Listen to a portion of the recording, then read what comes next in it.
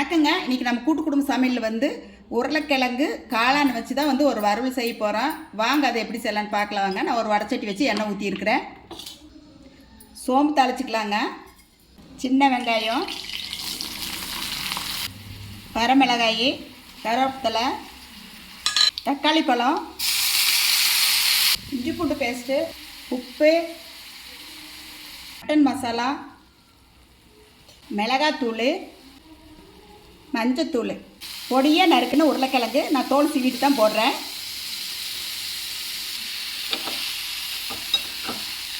கழுவி சுத்தம் பண்ணி வச்ச காளான் இதுலேயே போட்டுக்கலாங்க.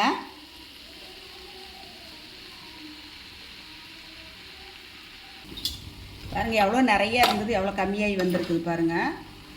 நான் வந்து இதுக்கு வந்து தண்ணி ஊற்றலை, ஏன்னா காளான்லேயே வந்து தண்ணி விட்டு வருங்க, அதனால் நான் தண்ணி ஊற்றலை. மூடி வைக்கலாம்.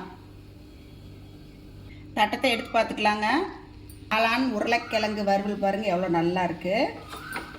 இது ரச சாப்பாடு, சாம்பார் சாப்பாட்டுக்கெலாம் நல்லா சூப்பராக இருக்கும். ரெடி ஆயிடுச்சு பாருங்கள். அவ்வளோதான், மல்லித்தலை போட்டு இறக்கிக்கலாம். உருளைக்கிழங்கு காளான் வறுவல் வந்து எவ்வளோ நல்லா இருக்குது பாருங்கள். எல்லோரும் வாங்க, சாப்பிட்லாம் வாங்க. நீங்களும் உங்கள் வீட்டில் செஞ்சு சாப்பிட்டு பார்த்துட்டு எப்படி இருக்குன்னு சொல்லுங்கள்.